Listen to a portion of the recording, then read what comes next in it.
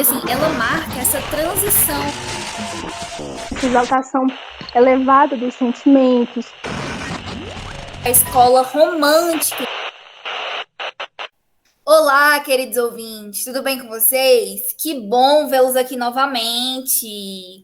Estamos aqui mais uma vez para uma roda de conversa, como de costume, para finalizar os nossos diários de leitura, certo? Hoje a gente trouxe para vocês as principais características da escola romântica em Portugal, certo?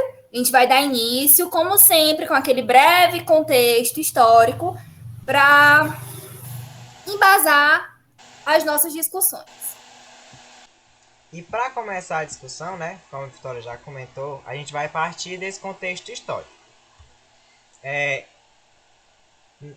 O período histórico, como a gente já comentou no episódio anterior, né, os períodos que marcam uma ruptura, né, de paradigmas, que a gente tem o início de uma nova escola literária, eles normalmente, é costumeiro, né, que eles aconteçam também quando a gente tem uma ruptura social, uma ruptura de aspectos sociais, econômicos e culturais dentro daquela população, né, que nós estamos falando. Aqui, no caso, da literatura portuguesa, né, da sociedade portuguesa. E quando que isso acontece? Bem, essa ruptura ela vem acontecer nos primeiros anos do século XIX. Ali por volta desse início do século XIX, né, até mais ou menos os anos de 1900, né? 1800. 1860. E nesse período, é um período histórico em Portugal, que estavam acontecendo muitos conflitos. A gente tinha ali algumas guerras civis entre liberais e conservadores. E realmente é um período assim bem conturbado quando a gente para analisar a história de Portugal. A gente também tem ali a renúncia de Dom Pedro ao trono no Brasil, né? E o retorno da família real a Portugal. Como a gente sabe, né? Lá por volta de 1808, a família portuguesa vai para o Brasil, a corte, né, muda para o Brasil por conta de algumas repressões que estavam acontecendo ali com como é que é? As guerras napoleônicas, meu nome, gente? O bloqueio continental, né? O bloqueio continental. Bloqueio continental, isso mesmo. Pronto. Também com o bloqueio continental, por conta dessas repressões, né, eles passam para o Brasil, né? Como vocês viram lá com o pessoal da literatura brasileira. E por conta disso, né, desses fatos, que a gente vai ter um nacionalismo aqui, já trazendo rapidamente, né, um pouco dessas características, o que isso influencia para dentro da nossa literatura. Ela traz algumas características, né, de nacionalismo, nessa época as pessoas estavam meio que inconformadas com esse governo, com o que estava acontecendo no país, e trazem isso para dentro da literatura. A nossa obra que inicia, que a Ana Paula vai comentar mais pra gente, que é Camões, de Almeida Garré, ele traz exatamente isso, né? É um poema épico que vem trazer essa pátria grande, vem exaltar essa pátria. Então já traz essa questão do nacionalismo para dentro da literatura. Que inclusive, a gente vai ver mais pra frente, acaba se tornando uma das fases do romantismo. Exato, Douglas. E assim, como você comentou, esse período ele foi meio que envolto de um momento de insatisfação, né? De transformação econômica, política e social, não só em Portugal, mas também no Brasil. Né? Se a gente parar para pensar, nessa época estava acontecendo ali a Revolução Francesa, né? E o que aconteceu com a Revolução Francesa? Foi deixado um legado de liberdade para essas nações, né? Como Douglas falou, a gente tem aí as guerras napoleônicas, né? E as revoluções as que a gente mais vê, né, quando está estudando sobre isso, as revoluções de 1830 e a de 1846, né? Portugal tinha aquele medo, né, acho que eu posso dizer assim, que suas terras fossem invadidas, né, pela França, né, devido que o Douglas já falou pra gente, devido ao bloqueio continental. Então, assim, o que a corte portuguesa faz?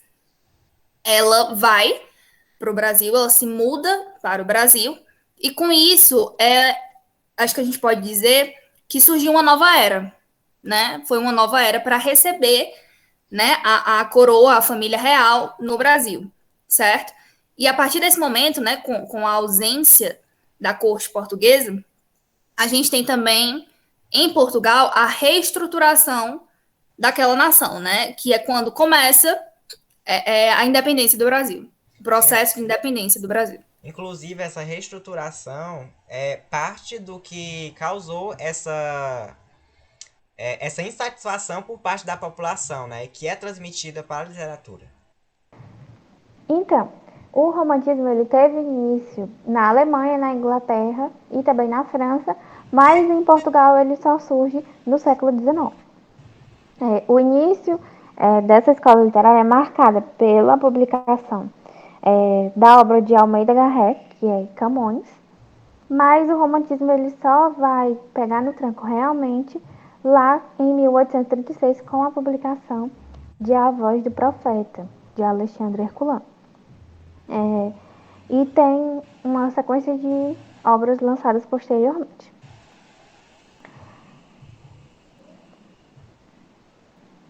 Que a partir desse momento, né?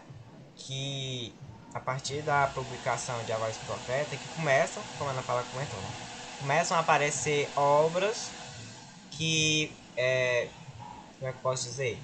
Vertem sobre esse estilo romântico. Sim, e o romantismo, né, como eu já mencionei, ele vem após o arcadismo. E ele buscava também se opor a esse movimento, certo?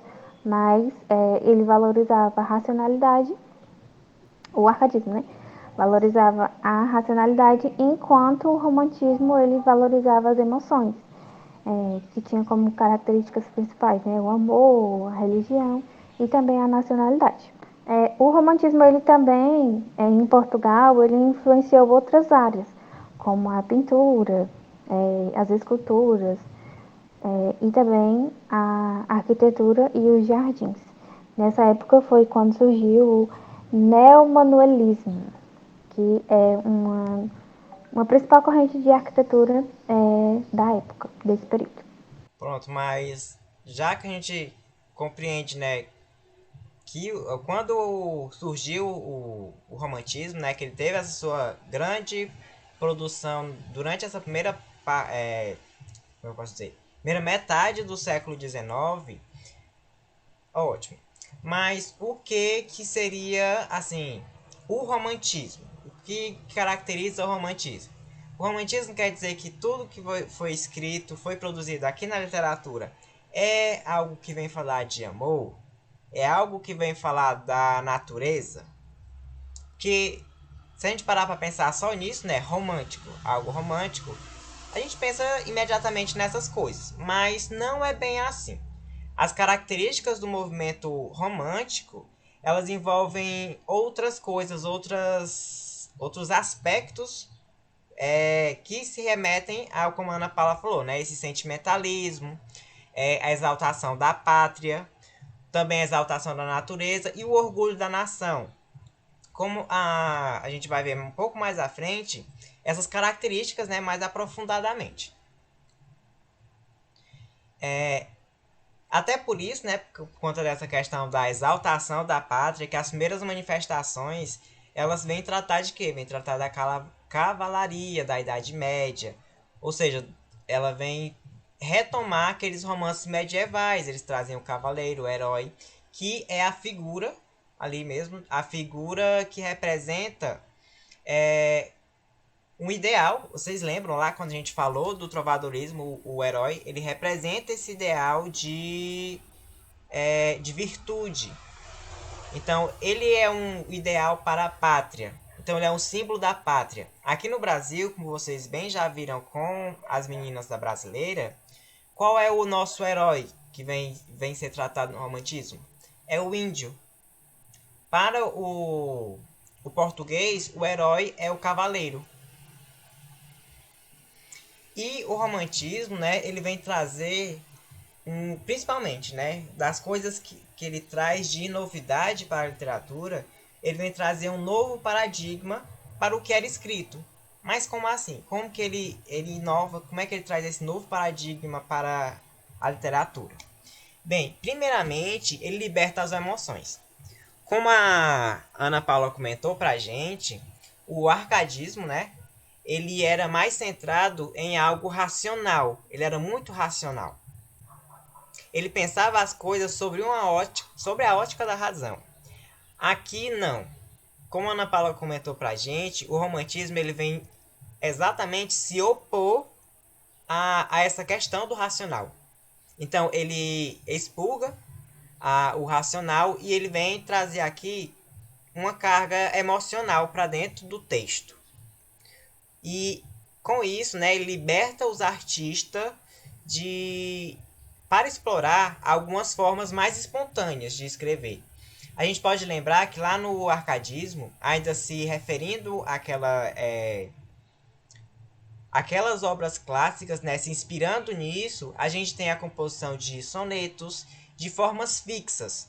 Aqui no romantismo não, é quando começa realmente a gente ter a valor dessas formas mais espontâneas, mais diversificadas, se assim eu puder dizer. Os recursos artísticos eles são muito mais explorados.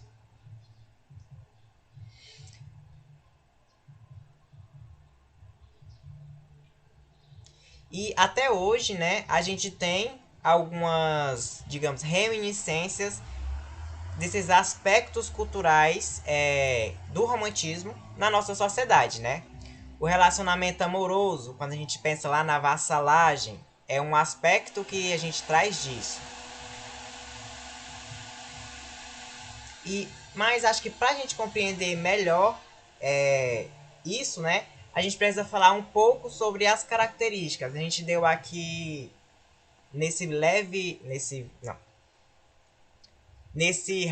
nessa rápida contextualização de o que é o romantismo, como ele aconteceu, o que motivou isso, a gente já trouxe algumas características, mas vamos ver assim especificamente quais são as características que a gente pode encontrar em determinadas obras do romantismo, que a gente tem que lembrar também, né? Não é porque a obra está dentro do romantismo que ela vai ter todas as características românticas, ou que ela só tenha características românticas. Ela pode ter características que são árcades. Ela pode ter características que já são realistas. É sempre uma análise e a gente preza muito quando as pessoas dizem, né? Tal obra é romântica. Ou é porque ela está dentro do período romântico, como a gente falou, né? Aqui nessa primeira metade do século. Ou então porque as características dela, as que predominam, são as características que se consideram românticas. Então, vamos ver como são as características. Como você bem disse, a gente precisa entender essa preservação, né, que o romantismo traz da escola anterior e também a antecipação da que vem à frente, né? A gente vai ver que assim foi um período muito vasto, tanto que foi dividido em 3 diferentes fases, né? Que mais à frente a gente vai falar. A gente tem sempre que compreender essas escolas literárias, né, não como blocos, como coisas sólidas, mas como algo mais líquido, como a Vitória falou, né? O romantismo ela engloba algumas características do arcadismo e ela também tem algumas características que já são do realismo. Então, não é que começou uma coisa e acabou a outra. As coisas se imbricam. A gente tem as características de diferentes momentos, de diferentes escolas. Pode iniciar.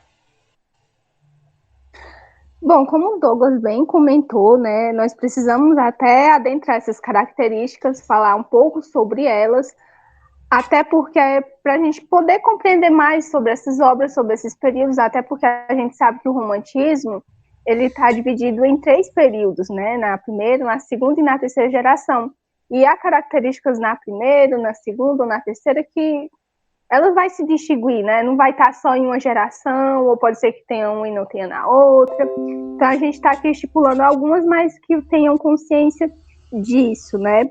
Por exemplo, do byronismo, que foi inspirado na vida do Lord Byron, que ele era um poeta inglês, e ele tinha esse estilo de vida boêmico, né? Voltado para vícios, bebida, fumo. E me lembrou até do diário de leitura sobre o João de Deus, né, que tinha algumas poesias dele que ele tratava esse estilo de vida boêmico da época.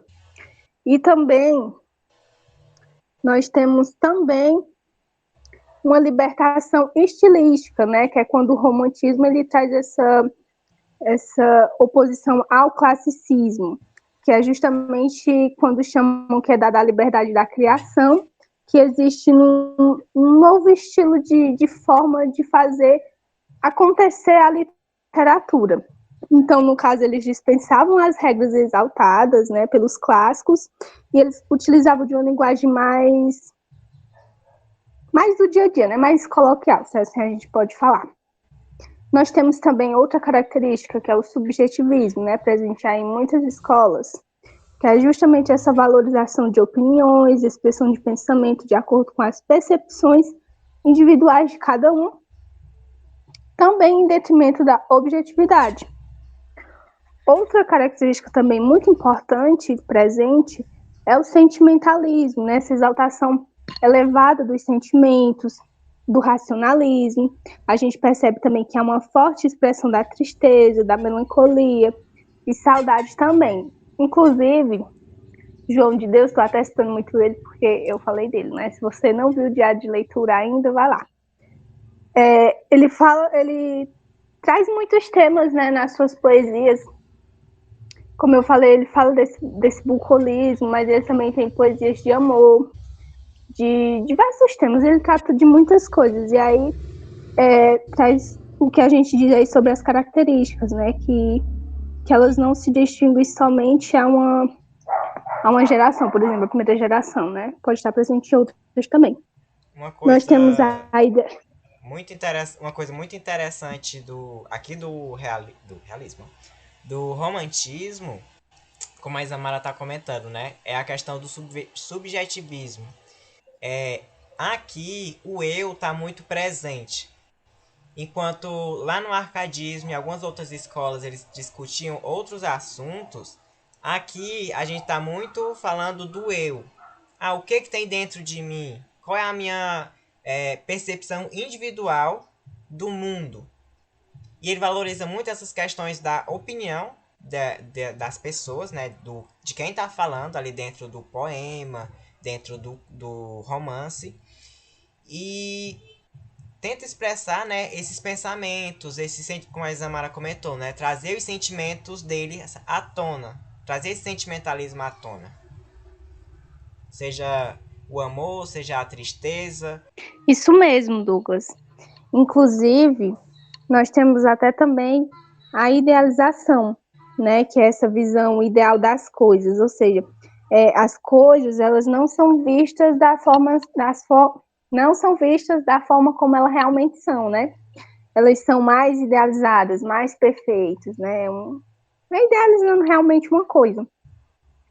Nós temos também o nacionalismo e o patriotismo, né? Que eles tinham, sei lá, eles colocavam isso nas suas performances, nos seus, como é o nome?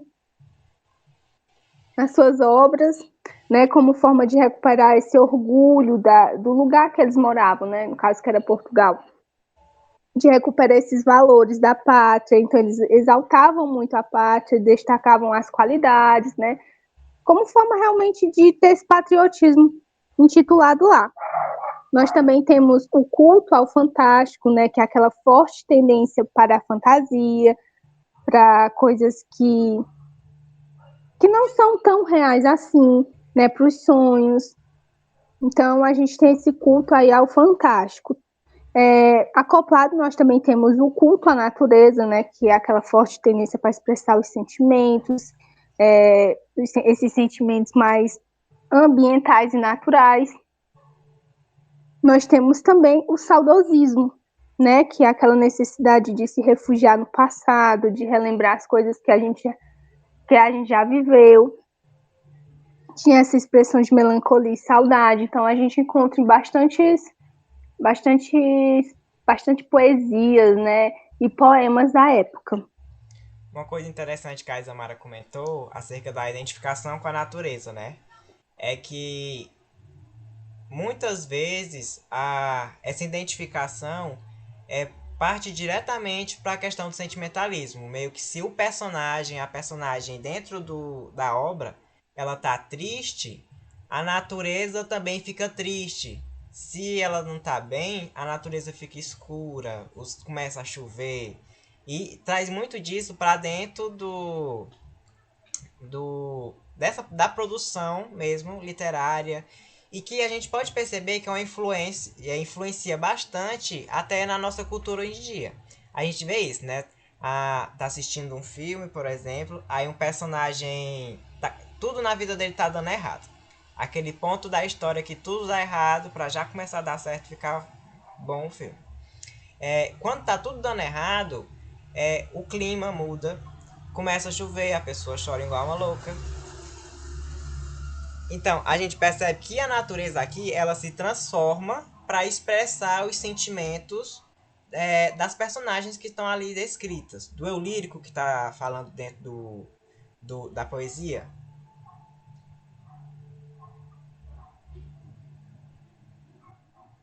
Inclusive, Douglas, isso reflete muito até no nosso dia a dia, né? Por exemplo, quando algum parente morre, aí tem a coincidência de chover, né? Aí as pessoas têm até essa expressão, né? Fulano morreu, tanto que o tempo até ficou feio, A gente chovendo, tem associa aquela coisa de diretamente. mais triste. Sim.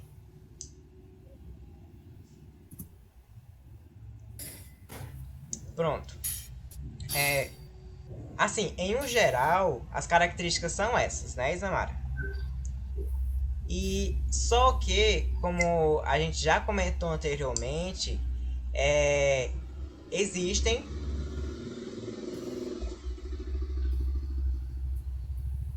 Só que, como a gente já comentou anteriormente, existem algumas gerações ou fases, dependendo da nomenclatura que você pegar, do romantismo. E por quê? Porque as obras dentro do romantismo, mesmo que a gente fale aqui de uma escola literária, que ela comporta todas essas características que a Isamara falou pra gente, a produção da época também tem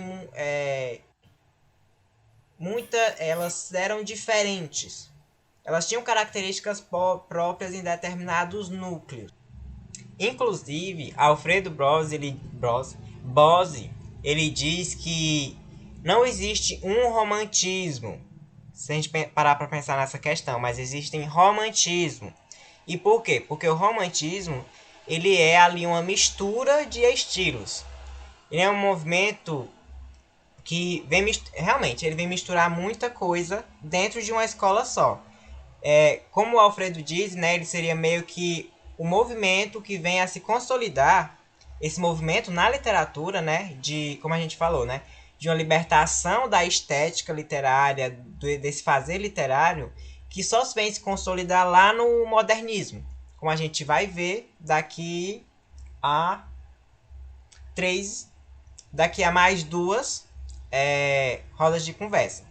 Que no modernismo, né, a gente tem realmente essa quebra completa de valores desses paradigmas. Tem a inovação completa, né? Então, Alfredo Bose ele diz que começa aqui. Tá.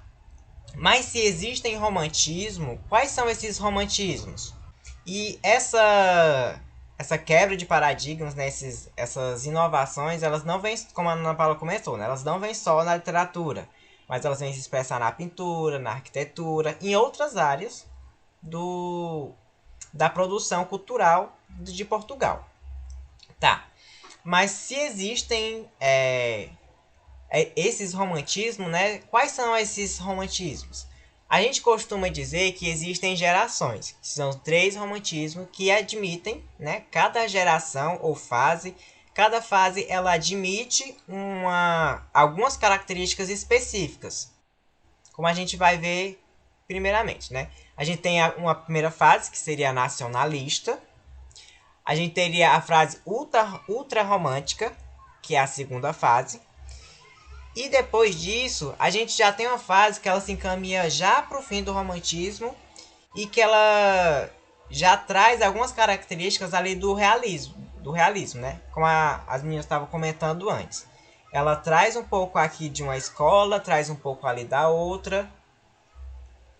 E assim se constitui o romantismo, né? A gente vai ver agora o que caracteriza cada uma dessas fases. Como o Douglas bem falou, a primeira fase ela é marcada pelo nacionalismo, né, que surgiu com o resultado dessa instabilidade política que havia em Portugal na época. Porque nesses anos que antecederam essa geração, houve a invasão francesa e o domínio inglês, quer dizer, dominou, né, Portugal. Então, teve até a ausência de reis, isso acabou gerando uma instabilidade política muito grande em Portugal. Teve início com Camões, né? Foi publicado em 1825 e estava cheio de crises, né? Portugal. Então, diante dessa crise de identidade, essa primeira geração, ela procurou resgatar os mitos históricos que havia em Portugal. Por exemplo, Luís Vaz de Camões, ele procurou resgatar isso também. E depois dessa guerra civil portuguesa que teve na época, essa primeira geração, ela tomou fôlego de novo, né? Então ela saiu dessa instabilidade e justamente com a publicação de Alexandre Herculano, né? Que é um dos autores aí mais famosos da primeira geração, que foi com A Voz do Profeta, de 1836. Inclusive, eu até li em algum arquivo aí que diz que ele foi o principal realmente poeta, né, o Alexandre Herculano, porque Almeida Garrett ele estava ali meio que em um processo de transição ali da escola do arcadismo para o romantismo, né? Então, as obras dessa fase do romantismo português, elas são marcadas pelo medievalismo. Se eu não me engano, alguém já citou isso, ou foi eu mesmo, mas né, marcada pelo medievalismo, pelas idealizações, pelo nacionalismo e pelo saudosismo, como até comentei nas características, né?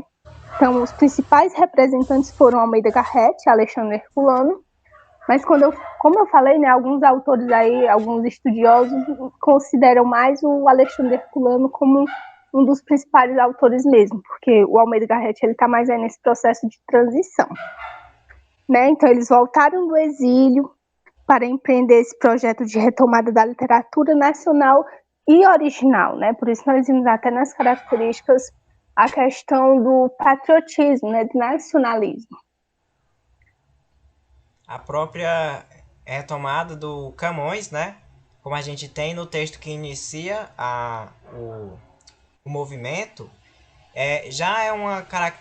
a gente já pode perceber nessa característica de um patriotismo. Quem foi Camões? Camões foi um dos maiores autores, né? O maior, a gente pode dizer isso, autor de literatura portuguesa. E é um grande nome de peso ali dentro daquela cultura. Então, só o autor dar esse título para o poema já traz muito essa característica, esse reforço do nacionalismo dentro da obra dele. Isso mesmo, Douglas.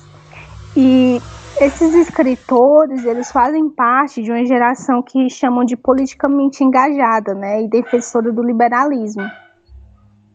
Eles eram conscientes desse papel artístico e político que eles tinham, né? Eles tinham meio que um grande poder através da literatura que eles implantavam. Então, esses autores dessa fase, eles acabavam empreendendo essa reflexão, né, sobre esse processo criativo, sobre o romantismo, né, que inaugurou aí no país, e também sobre essa nacionalidade portuguesa. Então, tudo isso eles traziam, eles refletiam através dessa literatura. Por isso que a gente vê aí muitas obras, tanto do Almeida Garrett, como do Alexandre Herculano e também de outros autores aqui não citados, essa reflexão, né, se você for bem adentrar as suas obras.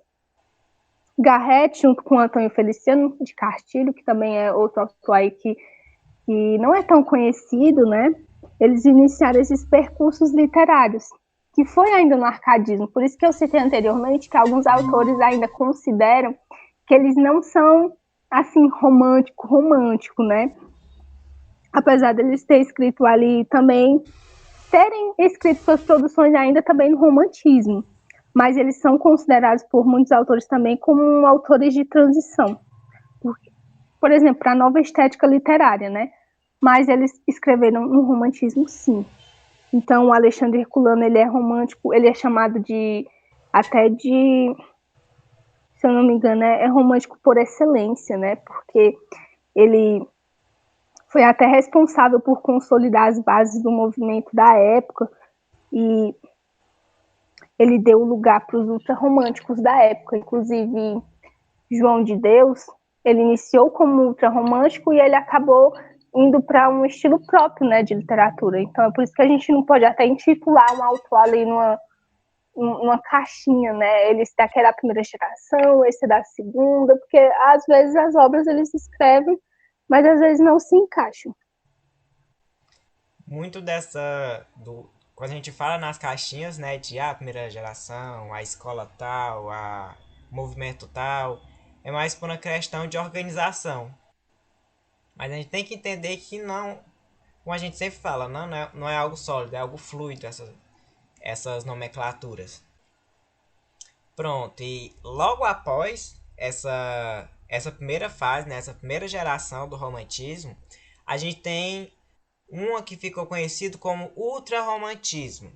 E como a Isamara comentou, né? A primeira geração ela ainda traz muito dessas características árcades. Traz muita influência ainda do arcadismo, da escola literária anterior. Aqui a gente já tem, como posso dizer, a literatura ela já se desvencilha dessas influências muito. Até que alguns autores dizem, né, que o ultrarromantismo são as obras, né, que são românticas por excelência, se eu puder usar essa palavra. Mas elas são realmente ali. Quando a gente fala no sentimentalismo do romantismo, ela está aqui presente extremamente forte dentro do ultrarromantismo. É uma coisa que a gente percebe muito presente, né, muito escancarado nas obras. Bem, o ultrarromantismo, né? Pera. E até por isso, né, que a gente diz, né, ele é ultra romântico. Por que ele é ultra romântico? Porque ele ultrapassa o próprio romantismo. As características que são trazidas dentro da obra, elas são muito exageradas. Então são ultra românticas. Bem, ele se inicia ali por volta de, se a gente for pegar um cálculo histórico, né? Ele se inicia ali por volta de 1838 e vai ali até 1860. Em despeito, né, dessas características árcades, como eu estava comentando anteriormente, a gente tem aqui um período que ele é genuinamente romântico. Os autores aqui desse período, dessa geração, eles são livres para cometer completamente todos os exageros possíveis. Eles podem viajar na maionese legal, viu?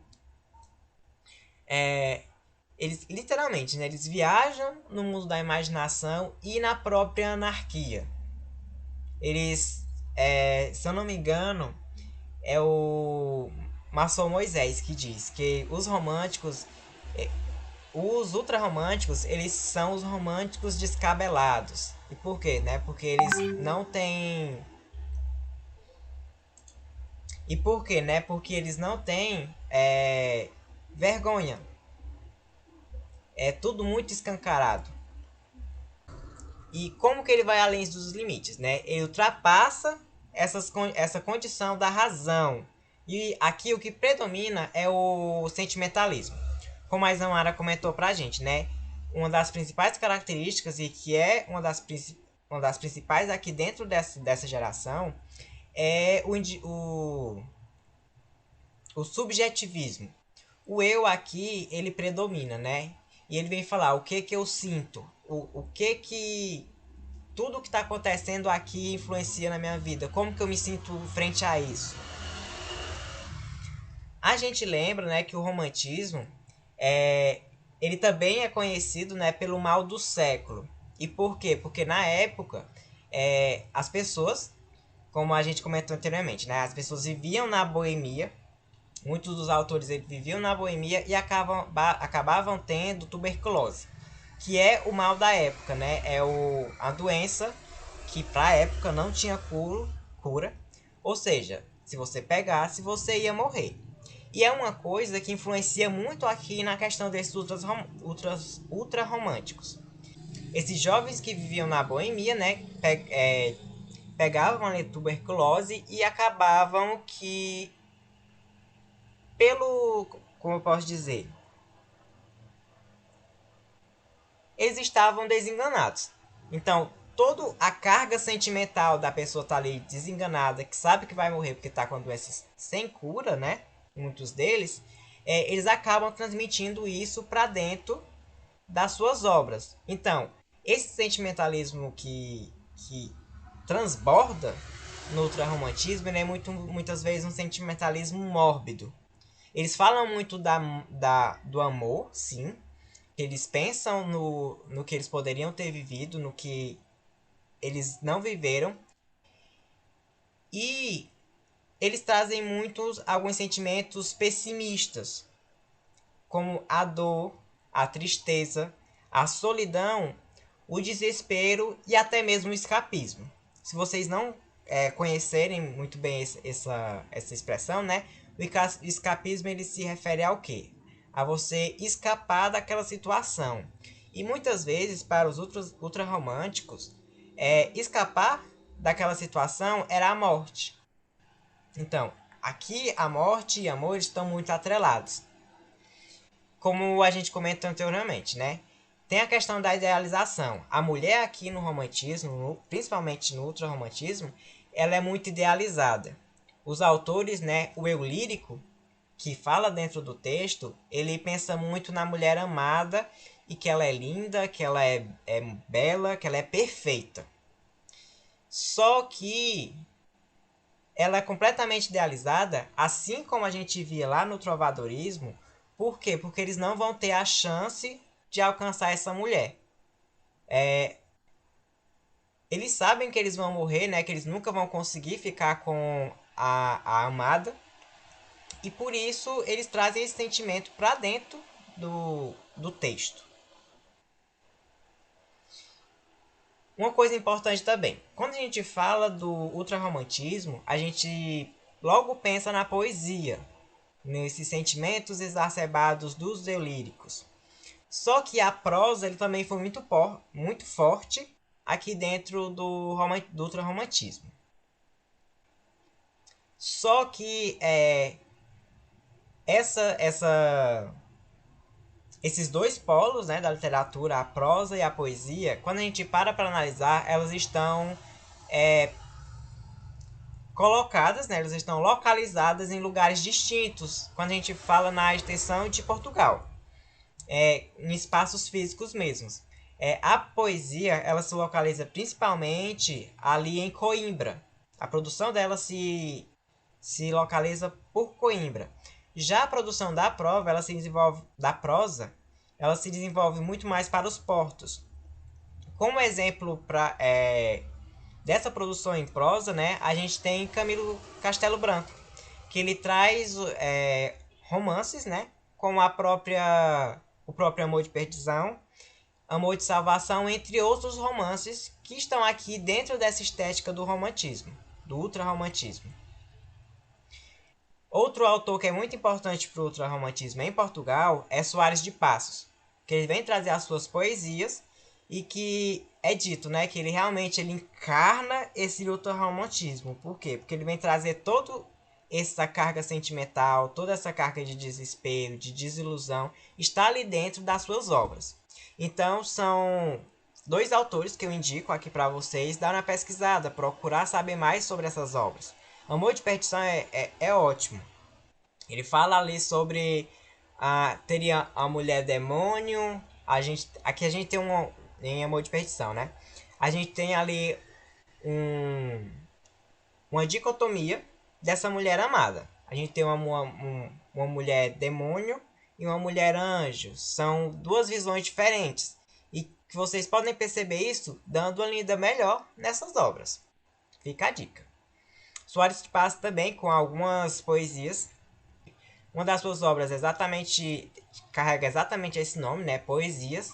E que trazem essas características do ultrarromantismo.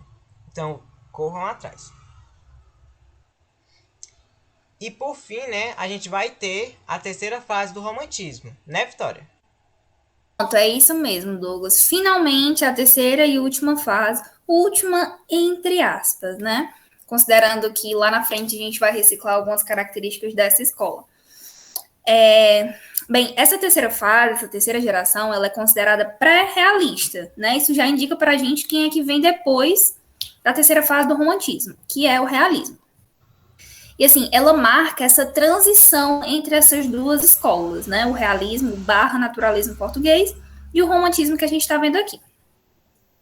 Então, assim, essa geração, ela produz obras com temática social, né? Ela possui, assim, uma perspectiva um pouco mais realista. O que ela faz? Ela traz essa perspectiva mais realista, né? Isso que vai antecipar a escola vindoura.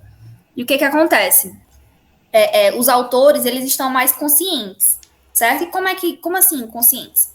Passadas a primeira e a segunda fase, eles começaram a trabalhar com personagens mais complexos, né? Apesar de ainda de ter esse caráter sentimental, os personagens, eles são mais complexos, certo? E assim, a gente pode destacar algumas obras, né, que trazem esse tipo de temática. A primeira delas, a de Júlio Diniz, né, que é também um grande nome do romantismo português que está inserido nessa terceira fase. Na sua obra As Pupilas do Senhor Reitor, a gente pode contar com essa característica, né, personagens mais complexos, que trazem uma certa carga de sentimentalismo mais complexo. Além disso, Como a Vitória comentou, né, esses autores, os autores da terceira fase, eles são mais conscientes. Eles já trazem uma preocupação social maior do que os anteriores. Enquanto ali nossa primeira fase, né, estava muito preocupado com a pátria, assim, o conceito geral de pátria, né, e os ultrarromânticos, eles estavam muito presos ao eu. Os ultrarromânticos discutem exatamente isso, né, o eu. Quais os meus sentimentos frente à vida e frente à morte. Aqui não, ele já vem, na terceira fase, ele já vem se preocupar com esse contexto social. O que está acontecendo aqui em Portugal? E trazem isso para dentro do seu... Exato,